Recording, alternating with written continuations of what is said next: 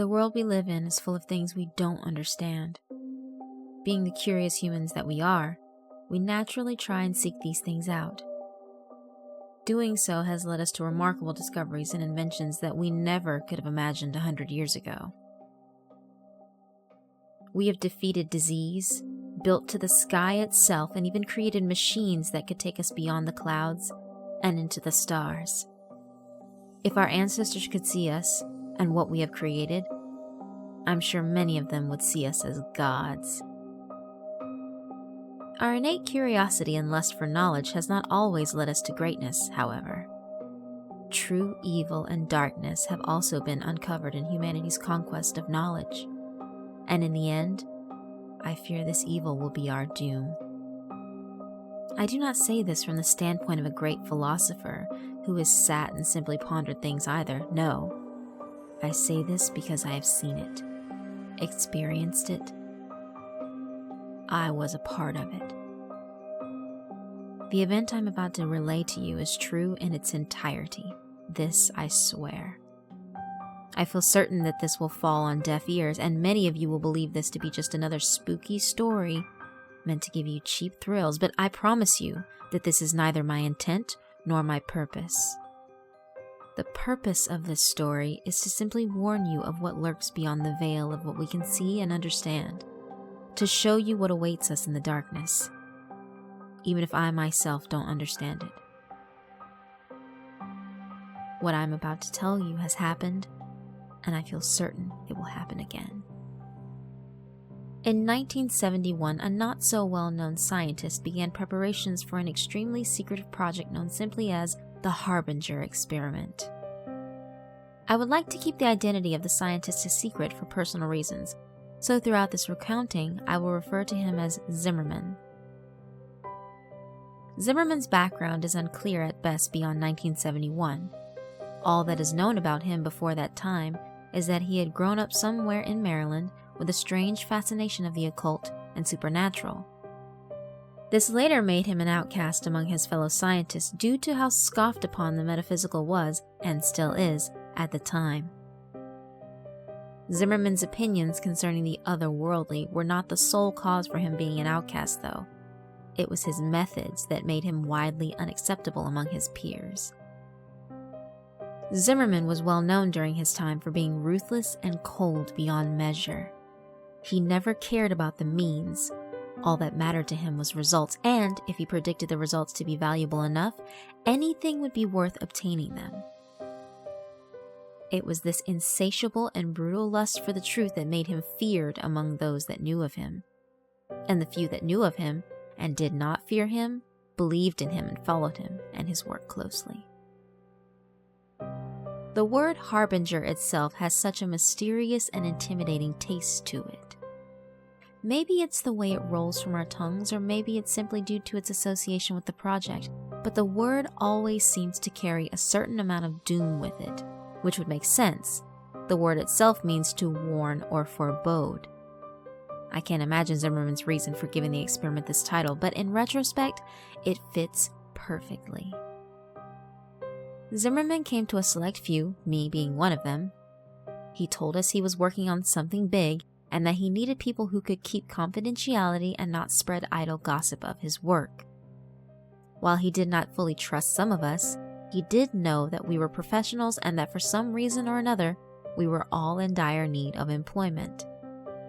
I had worked at the local clinic as a doctor, but I was caught stealing medication and was promptly fired. This left a very dark mark on my resume, so work was hard to find. I was also a native to Alaska and lived near where the experiment would take place, so I guess you could say I was a convenient choice. As you can imagine, I jumped at the opportunity. It was hard not to when I saw the payout. 15 of us were hired in total. Some were colleagues of his that has been working with him for a while, some were maintenance workers, and a few were hired as private security. I was the only medical professional to be hired. It is still a wonder to me how he even attained the funds necessary for the experiment. I would not be wholly surprised if his financing was not entirely legal. But, legal or not, I needed the money and he was paying.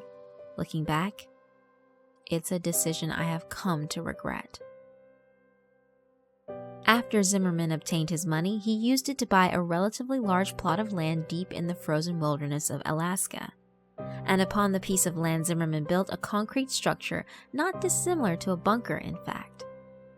The sole difference being that its goal was to keep any potential damage contained within the structure rather than keeping it out, as he put it. Most of the structure dug underneath the earth, which had the effect of making the underground complex seem so much smaller than it really was from the outside, as would be expected.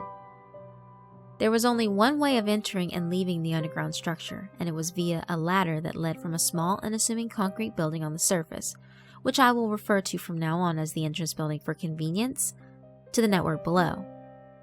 After everyone had gone to bed at night, the hatch that contained the ladder would be sealed off with a very large and thick metal lid. Zimmerman was very strict about this. Located not too far away from the entrance building was a series of wooden cabins that would serve as the sleeping quarters for the staff Zimmerman had hired. Compared to entrance buildings standing on the surface, the underground system was massive. At the center of the complex was the control room. This is where all the facilities, electronics, and such were linked to. This included security cameras, lights, and door controls. Consoles, monitors, and computers lined the walls of this large central chamber. This is also where the ladder in the entrance building connected to in the underground complex. Connected to the control room were 3 doors. One led to a smaller room that served as the infirmary, another door led to a break room, and the last door led into the hallways. The hallways are where the complex began to feel extremely eerie. They were for some reason laid out in an extremely confusing scheme that led in circles and to complete dead ends. These hallways made up a vast majority of the complex, and it would be very easy to get lost in the maze if you were unfamiliar with the complex.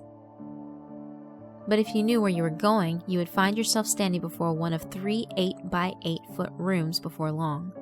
Each room had a camera hooked up to one of the corners of the room, and all 3 of those cameras were connected to a corresponding monitor in the control room. Cameras were also scattered throughout the hallway so that whoever was watching their corresponding monitor could see anywhere they wanted to, when they wanted to. Thick metal doors stood at the entrance to each of the 3 8-by-8-foot rooms, and in order to open them, you would have to enter a 4-digit code into a panel located near the door. I remember when I first arrived at the complex how badly the hallways had frightened me. I have always been claustrophobic, you see, and those hallways were so very narrow. The noise, or more accurately, the lack of noise, was also a tremendous source of fear for me in those bleak, narrow hallways. It was always so unnaturally silent, as if the entire world had stopped moving. It really made you feel like you were trapped down there. Thankfully, though, I only rarely ventured into those hallways, for I was the only medical professional in the facility, and I had virtually no reason to go into them. In the beginning, I found it so peculiar that Zimmerman would ask for a medical professional like me on a project like this, but by the time it was all over, I understood why. The official purpose of the Harbinger Experiment was to test and observe the effects of extended isolation on the human mind. This is what was listed on reports being sent out at least. But unbeknownst to all those who were not participating in the project, excluding the subjects, the true purpose was much darker. Like I said before, Zimmerman had always had an obsession with the occult and supernatural. He sought to prove himself to those who did not believe in him. He wanted physical proof that the supernatural was a real phenomenon, and he wanted to be the first one to attain said proof. The true purpose of the Harbinger Experiment was to find proof of the metaphysical, a world we could not see. The thought of doing this was naturally a tad bit daunting and even scary, but it was Zimmerman's method of doing so that was truly terrifying. Zimmerman believed that he would be able to open a portal between worlds momentarily, allowing 3 random entities to cross over to our world, and each one of these beings would be trapped within one of the 3 rooms. Zimmerman had the theory that any entity would try and latch onto the nearest living thing that had the capacity for it. He wanted to use this technique to trap a spirit in a physical form by allowing it to enter a living being that had been injected with the compound mixture of Zimmerman's creation. In theory, this compound would keep the entity from simply leaving whatever it was attached to. The only way it would be able to leave a host who had been injected with the compound was through death. According to Zimmerman, the host would have to be something living with a will strong enough to survive the possession. And there is only one known species that possess the amount of will required for this: humans. Zimmerman had also done something to ensure that the entities would only enter the 3 rooms and that there would only be one entity in each room, though I cannot say I know what exactly he did. In fact, I know next to nothing when it comes to how Zimmerman managed to do what he did. He liked to keep his methodology a secret to his most trusted and himself, most likely due to his paranoia that someone would steal his ideas and take credit for the success of said ideas. If I had known that this was the true purpose before I signed up, I may have reconsidered. But Zimmerman decided not to tell us until we were all gathered at his fortress. Even if any of us wanted to leave, I doubt we would have been allowed to do so. The security team Zimmerman had hired was loyal to him in the payout. It is not unlikely that Zimmerman had given them the order to not allow anyone to leave. There were 3 different subjects included in the experiment. All were native to Alaska, and each one was lured into the project under the belief that they would be participating in a harmless study of the effect of isolation on the human mind, as I mentioned before. Which is why none of the subjects objected when they realized that they would be confined to one of the 3 rooms that I mentioned earlier. The first subject was a young man. He was apparently out of work and desperately needed the money that had been offered for participating in the study. The second was a woman. By looking at her, I could tell she was an addict of some sort. The third and final subject was an older man. A drifter, if I had to guess. One thing that they all had in common was that none of them had any family or friends left. In short, no one would miss them, which is why they were chosen for the project. I am sorry. I wish I could supply more information about the subjects, but all of this has been drawn from memory, and I was given little information on the 3 to begin with. The experiment did not officially begin until 1987, 16 years after its original announcement. I was eager to begin, so I packed up and headed out of the complex as soon as I could. I arrived at the compound a week before the subjects had even signed up, and a whole month before the project even began. I was not the first to arrive by any means. When I got there, Zimmerman, his colleagues, and the security team had already arrived. I suppose you could say I was the first among the people Zimmerman did not trust to arrive. Everyone had arrived about a week before the experiment began. There was a noticeable rift between those who were there simply for the money, like me, and those who were followers of Zimmerman. On October 15, 1987, all the preparations were in place. The subjects had been sealed in their rooms, the cameras, lights, and speakers were fully operational, and all the staff members had settled in. The time had come for the experiment to officially begin. Zimmerman asked everyone to report to the control room around 9 p.m. to witness the beginning of the experiment. He wanted everyone to be present when he proved that all his theories had been correct and that he was not just a madman. He wanted us all to see the fruits of his labor. When everyone had finally gathered in the large control room, Zimmerman turned to us and simply said, "Observe." He then turned his back to us, leaned into the microphone that would project his voice through the 3 rooms, and then he began chanting in a strange language that I feel certain no one but Zimmerman could understand. We all observed the 3 large monitors on the wall, silently waiting for something to happen. The subjects all stood in their room, dumbstruck by Zimmerman's chanting, staring at the monitors with confused expressions on their faces. After about 5 minutes, I felt something awful. I cannot explain what exactly it was, but a horrible feeling of dread washed over me, riddling me with fear. It was then that the ground actually began to shake subtly and the lights began to flicker. Zimmerman continued chanting into the microphone as if nothing was off or wrong, while the subjects began dashing around their rooms, screaming for help. Then suddenly the ground stopped shaking and the monitor's image turned into static. The air began to become very heavy as we all stared at the monitors, waiting for them to regain their image and show us what was happening or had happened in those 3 rooms. For a while all was silent, but then there was screaming. The screams of a woman going through unbearable pain and terror began to echo throughout the compound. The similar screams of men began to coincide with the woman's terrified screams, and together they mixed into an awful symphony of pain and fear that beat mercilessly into our ears. Those of us who were here for the money began to give each other scared looks, while those loyal to Zimmerman seemed completely unfazed. We wanted to leave and never come back to this awful place, but we all knew deep down that Zimmerman would never allow that to happen. We were here for the long haul. There was no escape. It was 10:13 p.m. when the screaming finally stopped. The monitors had yet to reveal to us what had occurred in those 3 rooms. As soon as the screaming ended, Zimmerman stood and dismissed us all for the night, adding that we were all forbidden to come back into the compound until 10 a.m. tomorrow morning. Not like any of us wanted to. We all solemnly made our way out of the compound and towards the cabins and settled in for the night.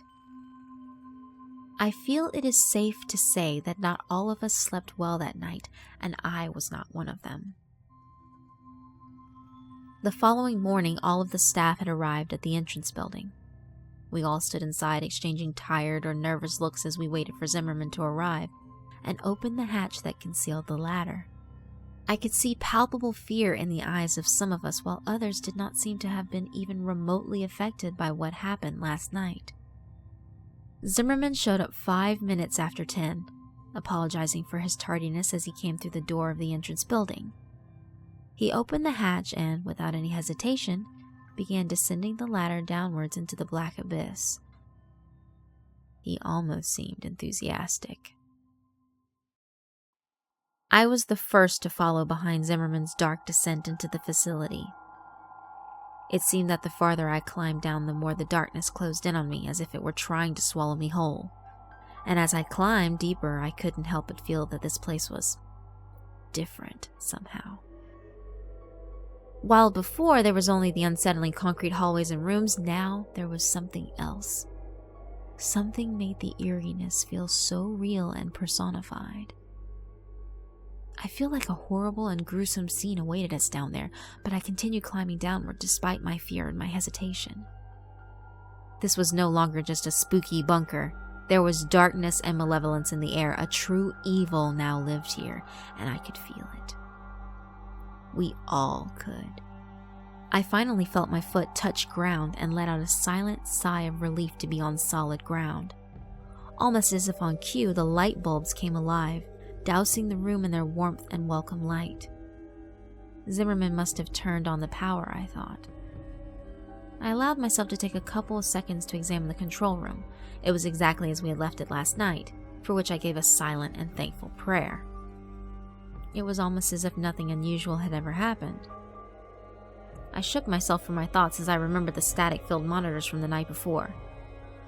I let my eyes slowly make their way towards the monitors on the wall, anticipating the grim and fearful scenes that would be on them.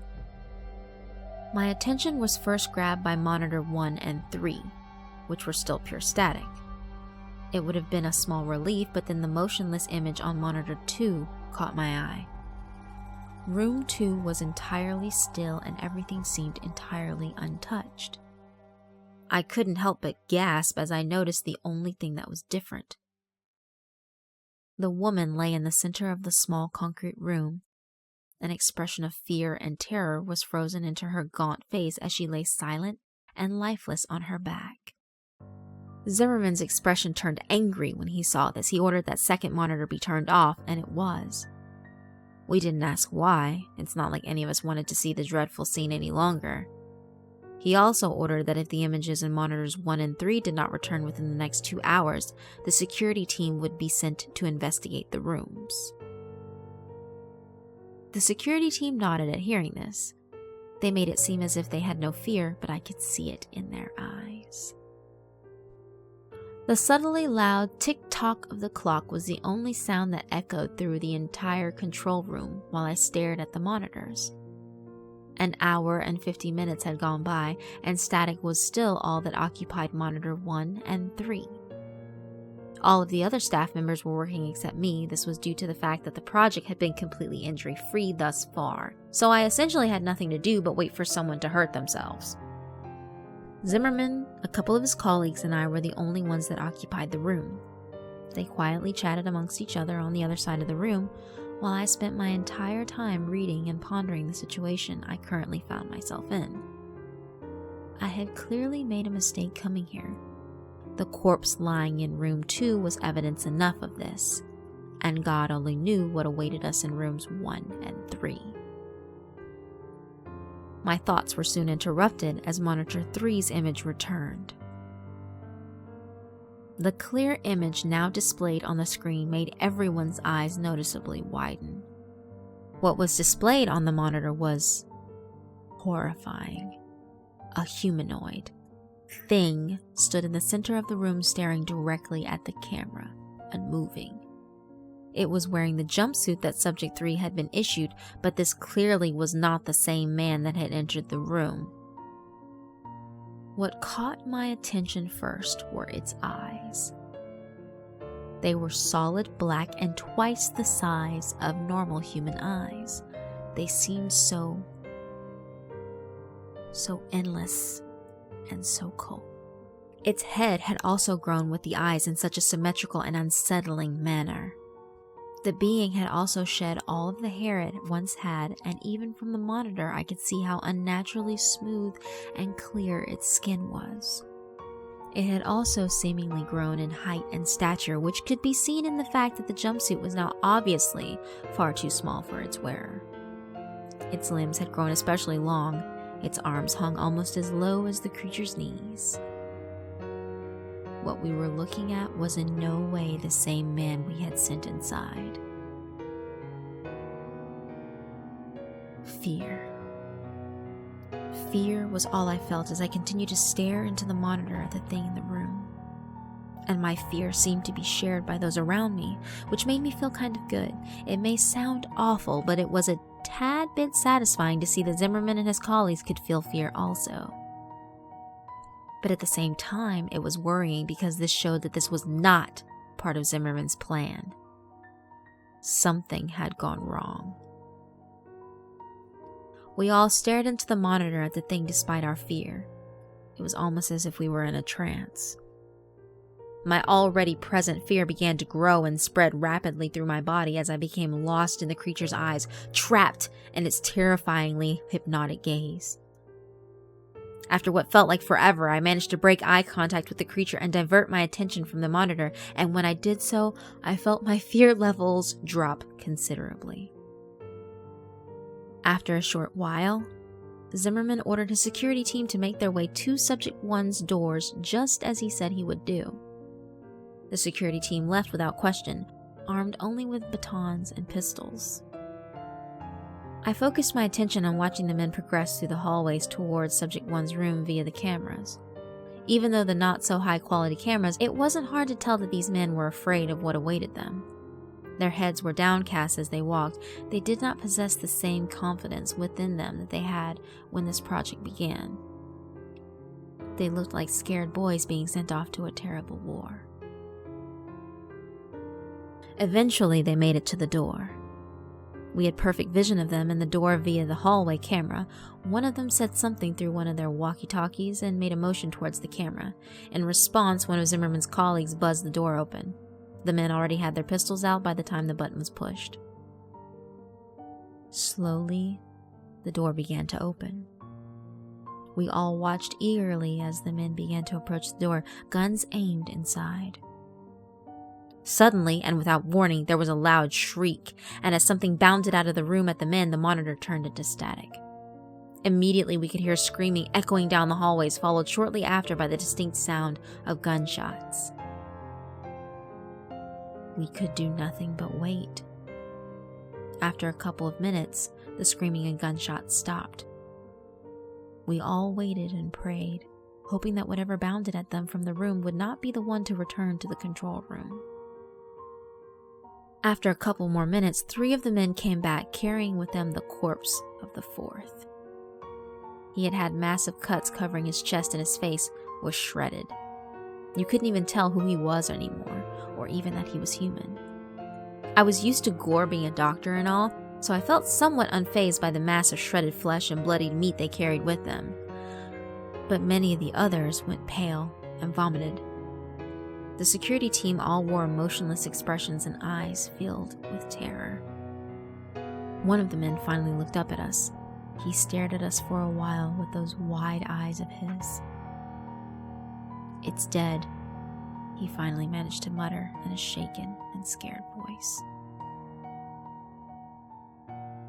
A couple of hours went by. The dead man's name was Frank. He was buried outside in the cold Alaskan ground. 2 of the men were unharmed, physically at least. The 3rd was alive, but only barely. His body was covered in bloody slashes, and one of his eyes had been gouged out. I managed to stabilize him, but only just. The other 2 men vaguely explained what happened. Apparently, Subject 1 leaped out at Frank after the door had opened, only it wasn't really Subject 1 anymore. According to them, it had a hideously contorted face and long, sharp claws. They claimed to have shot it over a dozen times before it finally died, and then they emptied another dozen bullets into it just to be sure it was really dead. Only once it was dead did they come back. After tending to the wounded man, I went to investigate the monitors. As afraid as I was of seeing what those monitors may hold, I needed to see. Subject 3 was the only one left now, and I needed to see it and make sure the creature was still in his room. It seemed to me more like a jail cell than an ordinary room at this point, though, which was probably a good thing. The cameras displaying Subject 1's room and the hallway outside it still displayed a static-filled screen. No one was sent to repair them or investigate. We just had to hope that the Subject 1 was well and truly dead. Monitor 3's image was exactly the same as I had left it. Subject 3 was still staring directly into the camera at us. He was still in the exact same position, and if it were not for the small fan in the corner of the room, I would think I was looking at a still image. In a way, I felt relief at seeing this. Relief that he was still in his room and had not escaped while no one was looking. After everything had quieted down, I noticed something especially unusual. There was a strange sound emanating from somewhere. At first it was barely noticeable. The only reason I heard it was because of how extremely quiet it was in the infirmary. But as time went by, it slowly began to increase in volume. After about an hour, it was loud enough that everyone else could hear it too. And after a couple more hours, its volume had increased so much that we could determine what the noise was. It was a song. One of the staff members identified it as "Living in the Sunlight" by Tiny Tim. Apparently his father loved the song and listened to it frequently. The song seemed to be on a loop and kept replaying itself. Although we were able to identify the noise, we remained unable to identify its source. We knew that it wasn't coming from the speakers because we had turned them off. It seemed to be emanating from the walls themselves. More time ticked by as we all began to become increasingly agitated by the song. I spent most of my time in the infirmary attending to Frank or in the control room. Fear hung in the air, and the presence of unmistakable darkness and evil was no doubt its source. Subject 3 still had not moved. He had kept his unblinking gaze fixed on the camera the entire time. It always felt like he was staring directly at me, no matter where I was in the room. I think this effect was also felt by others due to the fact that they seemed to move around the room a lot, and for seemingly no reason. After a few hours, the song was so loud that people almost had to shout in order to communicate. We had been trying to find its source so that we could turn the song off, but it was to no avail. The source was completely unidentifiable. This added a level of extreme irritation to our already very present fear. It was around 8:30 that the ground itself began to shake once again, just as it had done the previous night. Panic began to spread among my fellow employees and I as the shaking grew in intensity. During this, I had the sudden instinctual feeling to look over at Subject 3's monitor. It was gone. Almost as if on cue, the power went out. And thankfully, the song did as well. Ever since the security team came back, panic had been slowly building up among the staff, and Zimmerman was powerless to stop it. When those lights went out, the calm projections that everyone had been trying to maintain left us, and the fear in all of our hearts took over. The emergency backup lights kicked on shortly after the power went out, which I gave a silent, thankful prayer. The lights were dim, but they still allowed me to see a lot. Total panic seized us as many of my fellow staff members began screaming and rushing to the ladder in an attempt to escape. But too many were trying to use it at once, and no one was able to get very far on the ladder without someone else pulling them to the floor and taking their place. Zimmerman was shouting for everyone to calm down, but his dominating and intimidating personality had no effect here, and his demands fell upon deaf ears. It was total chaos. It wasn't long until people actually started hurting each other in their desperate attempts to get up that ladder and out of this place. I could only stand against the wall and wait for my opportunity to escape up the ladder. All the screams were soon silenced as the familiar hum of that unsettling song began to rise in volume again, only much quicker this time. And this time, it was clear that the noise was coming directly from the maze-like corridors. People stopped fighting and shouting as all our attention shifted to the door that led into the hallways. The song quickly got louder than it had ever been before, which forced many of us to cup our ears with our hands in an attempt to silence the noise. Then, suddenly, the song just completely stopped. Silence. That was all that filled the room as we all stared at the thick metal door in anticipation for what was coming. It felt like ages had gone by, but in reality, it was probably only seconds before the silence was broken. The door suddenly and violently burst open, and the music started again, louder than it had ever been before. The suddenness and the volume of this caused many of us to recoil by falling to the ground and grabbing our ears in an attempt to block out the noise. I glanced up for just a second, and in the doorway stood a tall, smooth-skinned figure with long limbs and eyes so dark and malevolent that you could clearly see them in the dim lighting.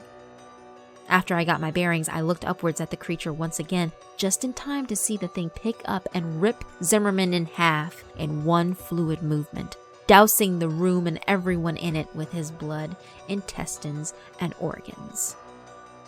I was no stranger to gore, but the sight of that was too much for me to bear. I hunched over immediately after seeing this and vomited all over the cold cement floor. That ladder is my only hope of survival, I thought to myself as I forced myself to a standing position. And as my eyes rose along with the rest of me, I could see the thing ripping and tearing through the people as they scattered in an attempt to escape it. It was distracted, and as awful as it sounds, this was my only chance to get up that ladder. I forced my legs to move towards the ladder, trying to block out the terrified screams of my fellow staff members and the unbearably loud music. I could hear gunshots coinciding with the screams and terrible sounds of flesh being ripped apart somewhere in the mess of noise. I reached my hands outwards and felt a wave of relief wash over me as my fingers came into contact with the hard metal rungs of the ladder. I gripped them and began to climb upwards as quickly as I could in my disoriented state, all the while praying that the monster would not see me and pull me off the ladder and back into the slaughter. It felt like at any moment I would feel one of its smooth hands wrap around my ankles and pull me to my death, but I eventually made it to the top. There was no question in my mind. I had to close the hatch and seal that thing down there, even if it meant certain death for my colleagues. I could not allow that thing to escape. I gripped the thick metal lid and began to push with all my might in an attempt to seal the underground complex off. Despite how dense and sturdy it was, the lid was surprisingly easy to move, and it did not take very much effort to push it over the hatch, even in my weakened state. In seconds, the hatch was completely covered by the dense metal lid. I collapsed on my side and began to vomit some more as exhaustion overtook me. And as I lay there, I realized something. Aside from my labored breaths, the only thing I could hear was the faint echo of that song from down below. I felt as though I would lose more of my sanity if I continued to lay there and listen to that song, so I once again forced myself to my feet and began to make my way to the wooden lodge I had stayed in the previous night. It was where I had left my baggage and also where I had left the keys to my truck. Of the 15 staff members that took part in the Forsaken experiment, I am the only one who survived. I have never returned to that awful place where all of this happened, and I don't intend to. The project was very secretive, and Zimmerman was the only one who knew all the details of it. And as far as I know, no one is aware of my involvement aside from me. In fact, I am probably the only one who knows what the Harbinger Experiment truly was, let alone what actually happened. By now, you are probably wondering why I've told all of you about something none of you should be aware of. Maybe you're expecting me to give you a speech about not messing with things you don't understand or something along those lines. I hope not, for I have no speech to give or lesson to impart. I began hearing a noise earlier today. Almost immediately, I recognized the noise as a very haunting and familiar song. I didn't even try to trace it to its source. I knew it would be pointless. And as the day has progressed, the song has increased in volume. It's loud enough now that I can very clearly make out the lyrics. I am completely unable to escape Tiny Tim's voice. It has followed me everywhere I have gone. Subject 3 is coming for me, and I know my time left in this world is extremely limited now. I guess you could say that I just wanted to tell the tale of the Harbinger experiment before it was lost forever. I hope that you will take some lesson from what I have recounted to you, but I think we both know you won't. Let's be honest, you don't believe a word of what I've just told you, and I don't blame you. I wouldn't believe me if I were you. To you, this is nothing more than something to get your cheap thrills from. You were probably mindlessly surfing the internet when you clicked a link and found yourself here, wherever here may be, listening to this story. And to be honest, I don't care if you believe me or not. Even if you do, it probably won't stop you from trying to uncover the truth of a darkness that few of us have ever seen. It certainly never stopped Zimmerman. If you want a lesson, look at what happened to him when he went seeking the truth. I pray that none of you will ever discover this truth. I pray that none of you ever have to see the evil I have seen. I hope you all get to live in ignorance of what lies beyond the veil of what we can understand. It's here now. I can feel its black eyes burning into me just as I could all those years ago. I am as much to blame as Zimmerman for the monstrosity that is now free to roam the world, even if I was not the one to create it. I'm sorry. Please, forgive me.